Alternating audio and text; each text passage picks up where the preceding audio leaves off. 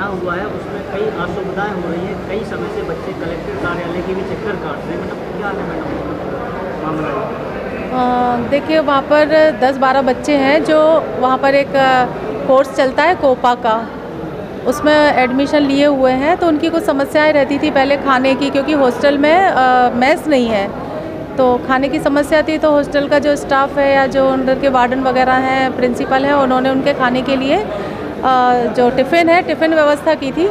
तो टिफ़िन से उनका प्रॉपर खाना जा रहा है, चूँकि टिफ़िन है तो 10-11 बजे उनको वो लोग पहुंचाते हैं टिफ़िन, और एक शाम का टिफ़िन पहुंचाते हैं। तो खाने की समस्या उनकी बेसिक थी, जो जिसके लिए वो यहाँ जन सुनवाई में हमेशा आवेदन देने आते थे। तो उसकी समस्या का समाधान किया था और उसके लिए अपन ने उसका आवंटन भी शासन से प्राप्त कर लिया था, जो कॉलेज वालों को दे दिया।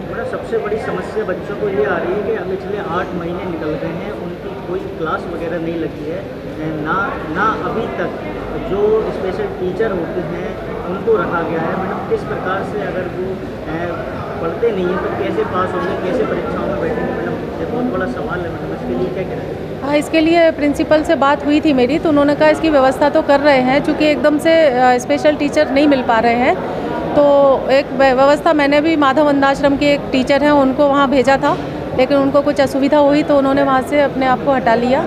बाकी उनके जो रेगुलर टीचर हैं वो उन्हें पढ़ाते हैं, तो उनसे बच्चे पढ़ना नहीं चाहते, उनको अपने स्पेशल टीचर की आवश्यकता है, तो उसकी डिमांड शासन को हमने भेजी है। और समय से इस चीज़ की वो डिमांड कर रहे हैं टीचर की, अब 2-3 महीने पेपर वो रह गए। मैडम इसका जिम्मेदार कौन हुआ अगर वो फेल होते हैं बच्चे? अब जिम्मेदार तो देखिए, अब कॉलेज वालों को इसकी व्यवस्था करनी चाहिए थी। बाकी हम भी अपने स्तर से प्रयास कर रहे हैं कि उनके लिए अच्छे से अच्छा उनकी पढ़ाई हो सके। मैं बता दूँ आपको, वहाँ पे जो टिफिन आप लोगों ने उन्हें किए हैं तो 12-1 बजे लगभग ऐसे आते हैं। सुबह से बच्चे भूखे रहते हैं बिना नाश्ते के, और उनका कहना है और अन्य जगह हॉस्टल की भी सुविधा है, मतलब जो मैस है उसकी सुविधा है, हमारे यहाँ ऐसी कोई सुविधा नहीं है, और साफ़ सफाई को लेकर भी कई असुविधाएँ नहीं हैं। हाँ, साफ़ सफाई के लिए मैंने बोला उनको, प्रिंसिपल को, तो साफ़ सफाई तो वहाँ पर हो रही है, उन्होंने मुझे राइटिंग में भी दिया है। और जहाँ तक खाने की बात है तो उनका जो टिफ़िन है वो 10 बजे तक आता है, ऐसा प्रिंसिपल ने मुझे बताया था। बाकी जितना हो सकेगा हम प्रयास करेंगे कि उनको कोई असुविधा ना हो, बच्चों को अच्छे से अच्छी उनकी शिक्षा हो।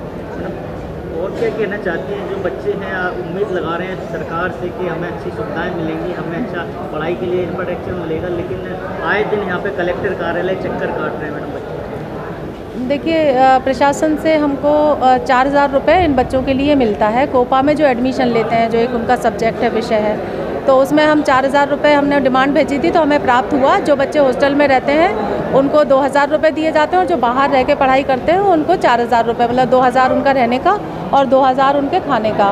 तो पैसा उनको दिया जा रहा है, शासन से पर्याप्त दिया जा रहा है। और खाना हॉस्टल में मैडम क्या उपयोग आता है या क्या सुविधाएं 2000 की उनको मिलती हैं? नहीं, वो 2000 उनके केवल भोजन व्यवस्था के लिए है। और जी 2000 उनके जो जैसे वो किराए से कोई मकान लेते हैं, करते हैं, तो उसके लिए है उनका रेंटल। जी।